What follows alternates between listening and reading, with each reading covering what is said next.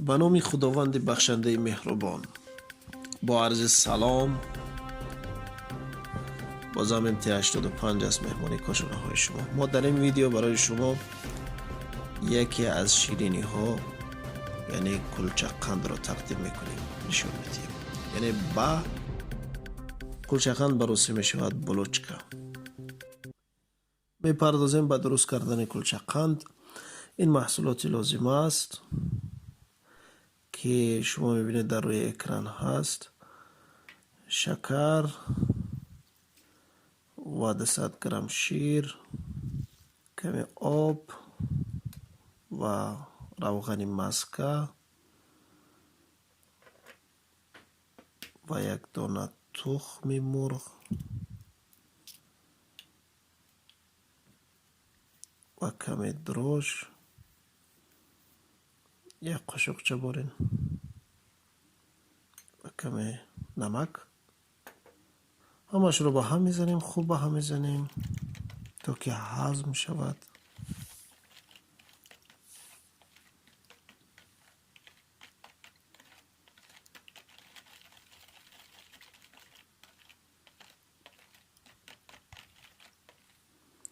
و در آخر می آید آرد، 200 گرم آرد.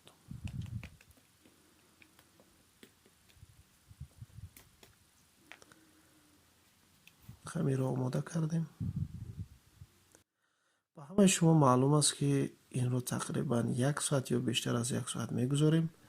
الکی بعد از خمیر ما رسید و الان شروع میکنیم با کوگل کردن، یعنی با آماده کردن کلچه قند.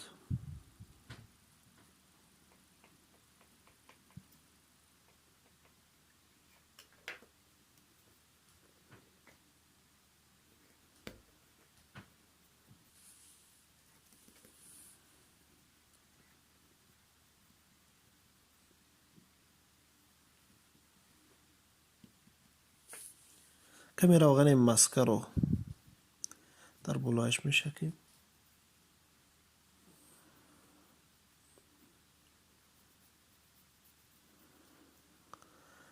بعد از اون کاکائو،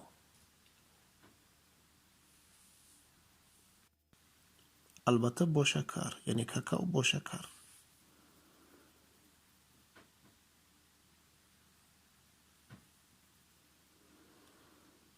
خیلی خوب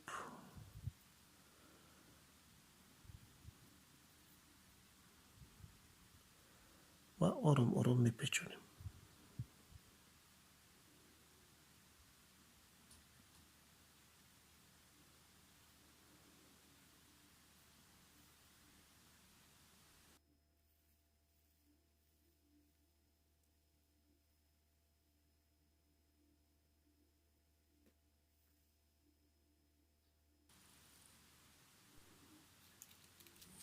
انا اکنون با کارچه این را میبریم برای گل ماندن.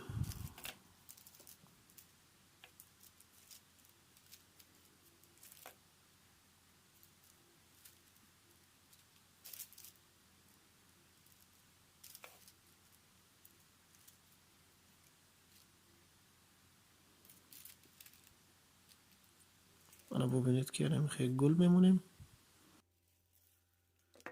و میگذاریم با تقریبا 10 دقیقه میگذاریم، از 10 تا 15 دقیقه.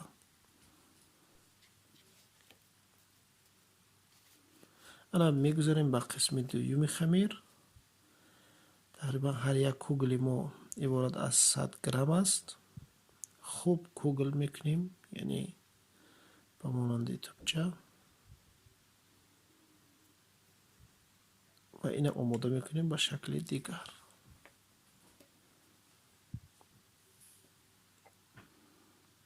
کم شکر میذاریم تا که شیرین تر شود، خوشمزه تر شود.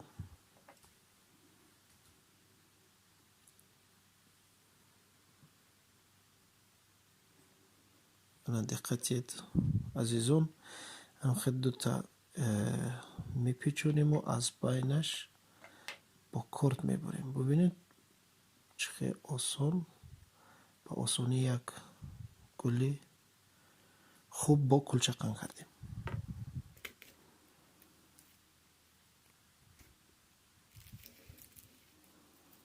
این تقریبا این آماده شد.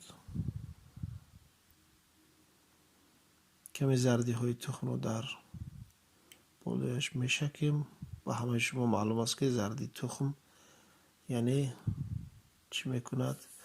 زیباتر میکند. و آماده شد کلچه قندی ما.